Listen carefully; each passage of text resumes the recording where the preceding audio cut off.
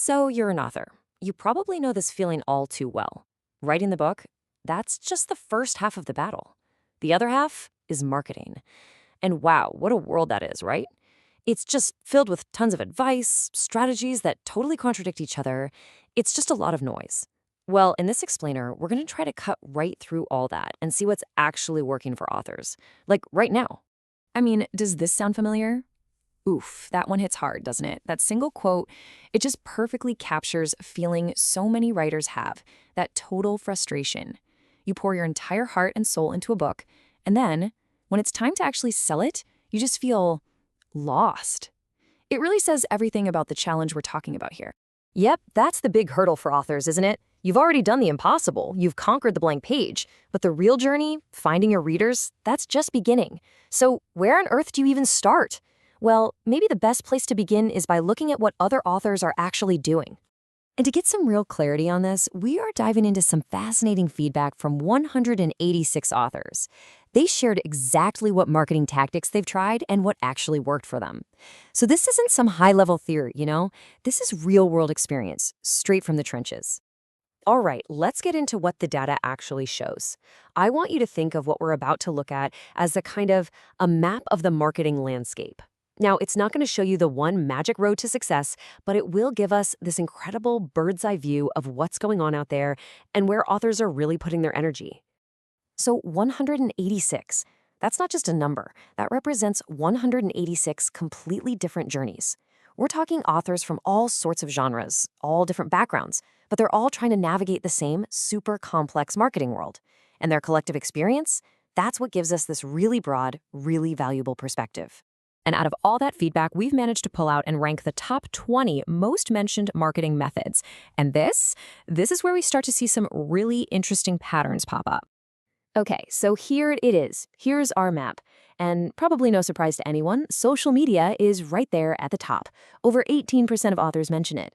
And right behind that, you've got Facebook specifically, in-person events, and newsletters. But here's the key thing to remember.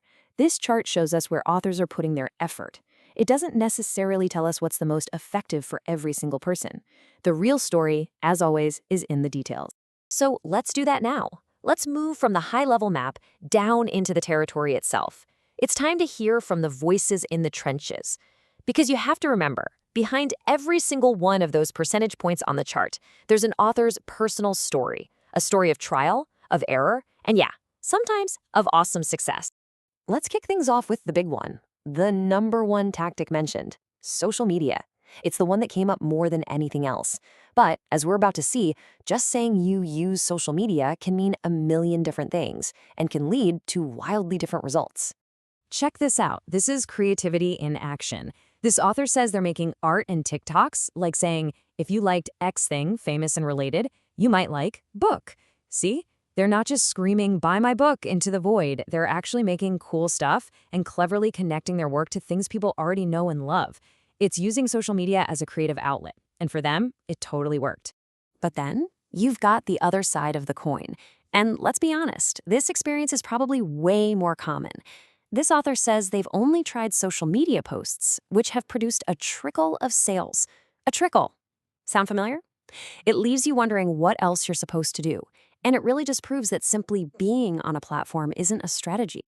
Okay, let's switch gears and look at a whole different kind of connection. Coming in at number 4 on our list is newsletters and email.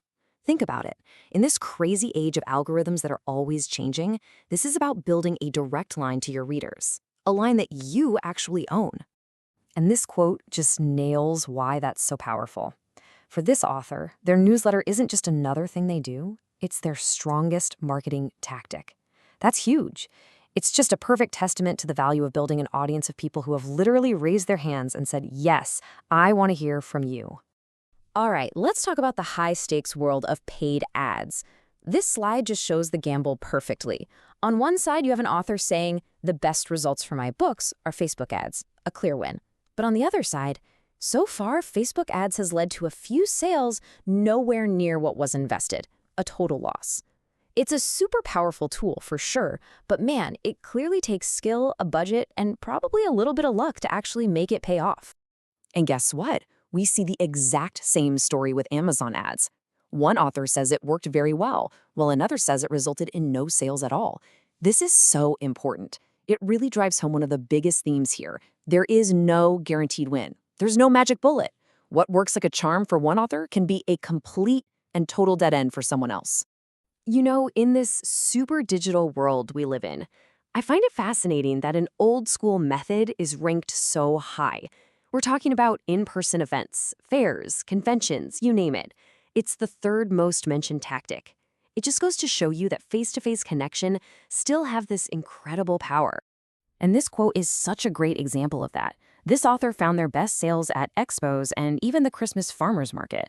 They're not just sitting around waiting for people to discover them online. No, they're out there meeting readers where they already are, shaking hands, and literally putting their book into people's hands. That's awesome. And get this, for some authors, it's not just one of their best tactics, it's practically their only one. This author says their online and social media efforts produced negligible results, basically nothing. So they have to rely almost completely on conventions and fairs. It's just such a powerful reminder that the best strategy for you is going to be deeply, deeply personal. Okay, so after looking at all this data and hearing all these different stories, you might be asking, so what? What does this all mean for me? What's the big takeaway here? Well, the goal isn't to give you a magic map that you have to follow step by step. The real goal is to help you build your own compass, one that will help you find your own personal marketing North Star. And here are the 4 main points on that compass. First, and we've seen this again and again, there is no magic bullet. It just doesn't exist. Second, persistence is absolutely essential. You got to stick with it. Third, connection is key. And that's true whether it's online or face-to-face. That genuine connection matters most. And finally, number 4, you just have to experiment to find what actually fits you, your book, your genre, and your personality. And let's let this powerful thought sink in. This author, after trying the whole shebang, came to a really simple conclusion. Major effort pays off. It's not going to be easy. It's definitely not going to be quick.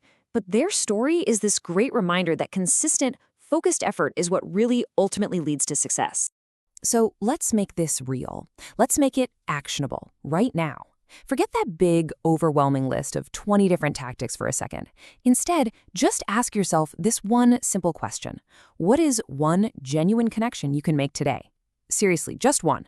Maybe it's replying to a comment on social media. Maybe it's sending an email back to a reader.